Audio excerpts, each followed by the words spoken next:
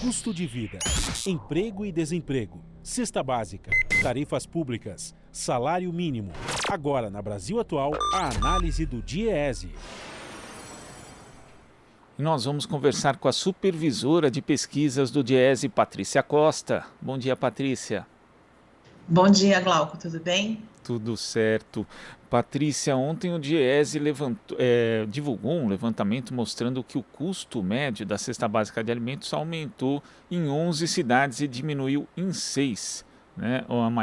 As maiores altas foram registradas em Brasília, 3,88%, Campo Grande, 3,53%, e São Paulo, 3,53% também. Patrícia, como que você viu esses dados? Continua a alta dos alimentos afetando a população? Sim, a gente continua observando a alta dos alimentos, talvez numa intensidade um pouco menor do que a gente via em 2020, mas acumulando aumentos expressivos e muito acima da taxa da inflação.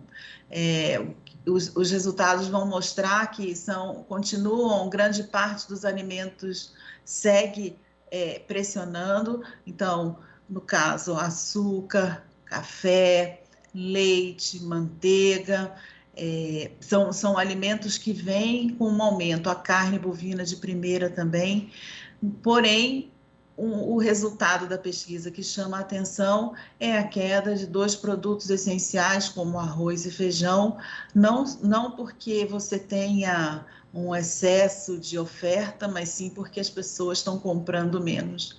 Então, o resultado da pesquisa, talvez que mais chame a atenção, não seja o aumento dos alimentos, porque isso continua, mas sim que a população brasileira ela já não aguenta mais esses aumentos e o patamar de preços, tanto do arroz quanto do feijão, faz com que as pessoas deixem de comer. Então, começa então a ter uma queda da demanda por conta da falta de renda das famílias.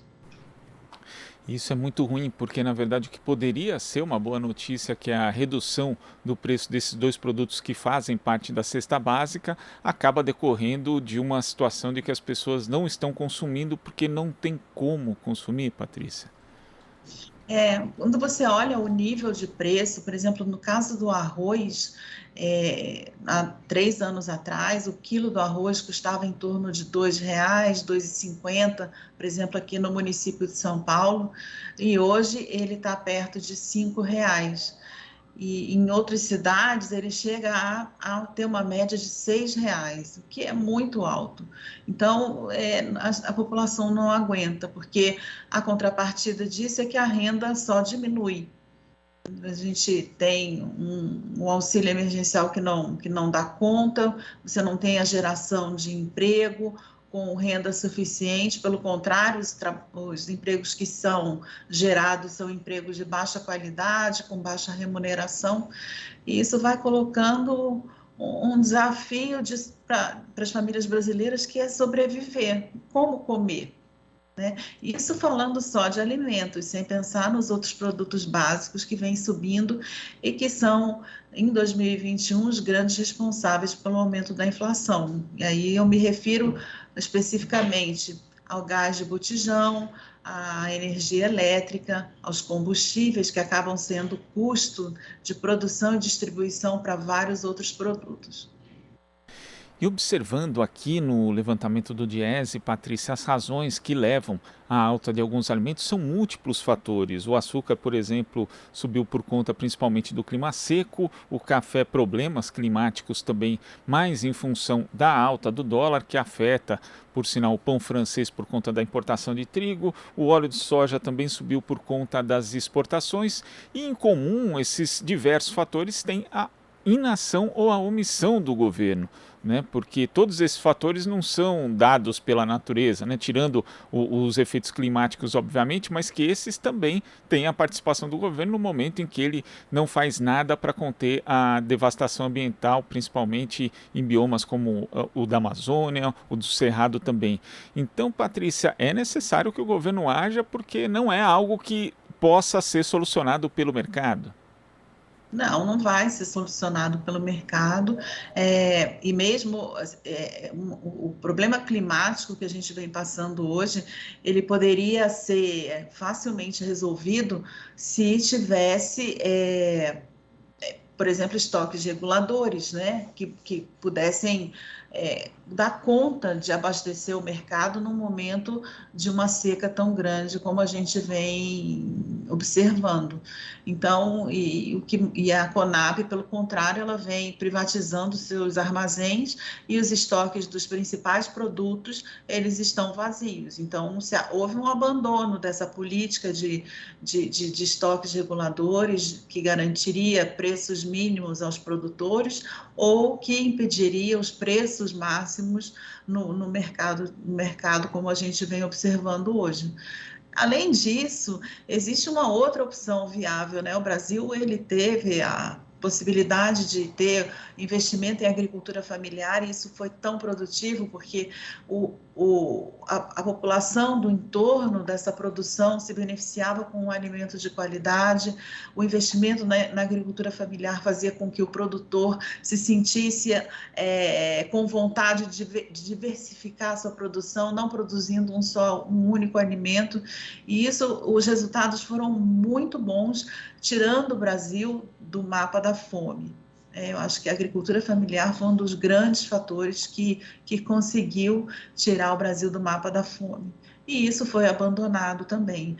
Então, hoje a gente está à deriva, né? Os alimentos estão sendo exportados, os principais alimentos. Do outro lado, você tem uma crise de uma estiagem muito grande que eleva o custo tanto do leite quanto da carne, porque prejudica as pastagens, mas também a exportação do milho e da soja, do farelo, faz com que os insumos de produção, tanto da carne quanto do leite, fiquem mais caros, e quem vai pagando por tudo isso sempre é o consumidor brasileiro.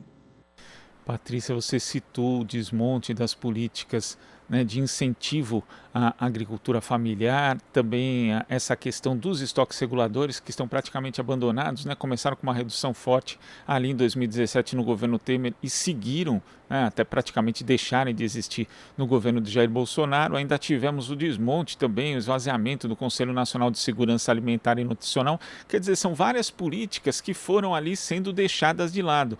E ontem os governadores do Nordeste, inclusive, enviaram um ofício ao ministro João Roma da Cidadania, que é responsável pelo programa Bolsa Família, falando ali que entre fevereiro e julho desse ano houve um aumento de 25% na fila do Bolsa Família em 9 estados do Nordeste. É preciso que o combate à fome volte a ser central na agenda política do governo, porque a situação está chegando num nível para lá de preocupante.